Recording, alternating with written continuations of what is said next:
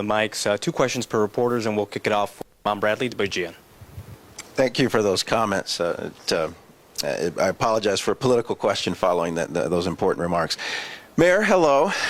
So just now, sort of a red line expansion victory lap, even though it doesn't have final approval. We're not hearing from you as much. You're not having events where we can ask you questions as much. You're now airing television campaign commercials. Has the race for mayor entered a new phase? Well, look, I'm not here to talk about political campaigns or politics, but obviously with just a few short months away from the February primary date, of course, we're kicking it in a high gear.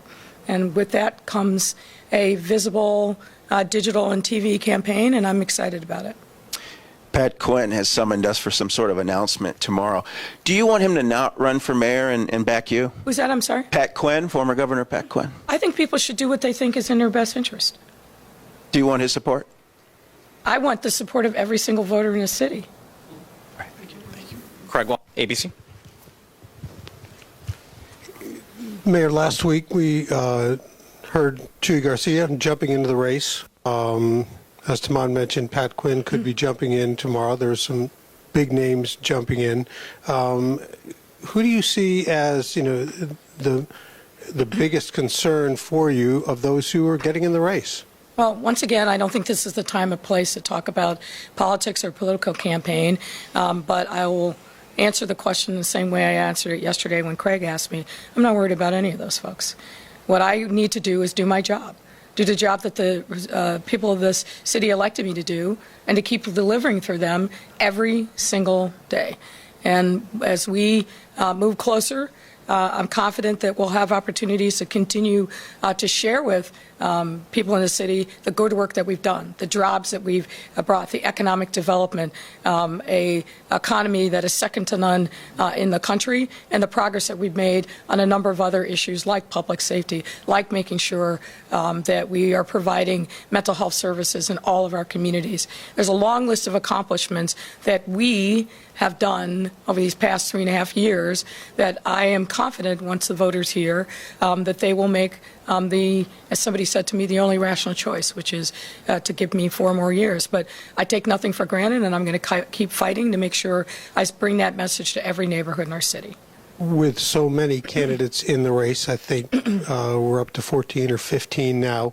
That might suggest that there are a lot of people who might be unhappy with the last 3.5 years or so. Do you worry at all about the anybody but Lori Lightfoot mentality that could be out there?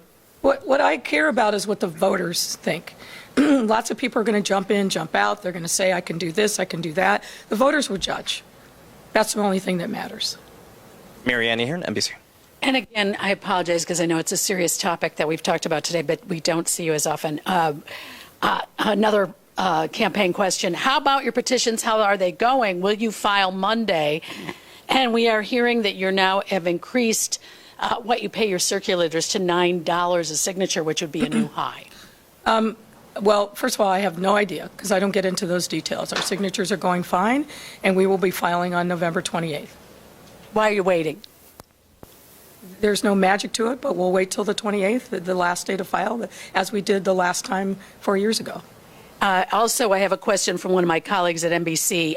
He was at an event, Christian Farr was at an event today, East Garfield, where the shooting took place about 2 weeks ago, I believe.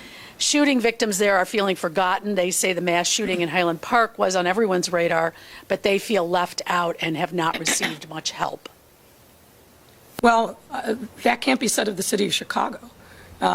As you well know, I attended a vigil there a few days after the fact called by Alderman Irvin. Hundreds of people were there. I spoke along with a number of elected members of the clergy, and this is a community that I have spent an enormous amount of time and resources and made sure that we are being there for that community. Well, obviously, the police department is aggressively following a number of different leads that have come, and it's certainly my hope that we will bring the people responsible to justice as soon as possible. I think what the community was talking about is Highland Park became a national news story. Lots of people flocked there. And I think rightfully what members of the community in East Garfield Park, but other parts of the city want to say, we have challenges and tragedies that occur. Don't forget us. We will never do that as the city of Chicago, and we've got to keep making sure that we lift up the stories of the victims and the survivors. Craig Delmore, WBBM. Nothing from Pratt? Yeah, we'll come this way. And Okay, all right, go ahead. Okay. I will just say I'm uncomfortable with skipping over my colleague, Give the but microphone back to him. We'll go to Pratt. I didn't think anything of that. So, Neither did I. but thank Everybody you. gets a chance to have at it. So, Mayor, there were photos and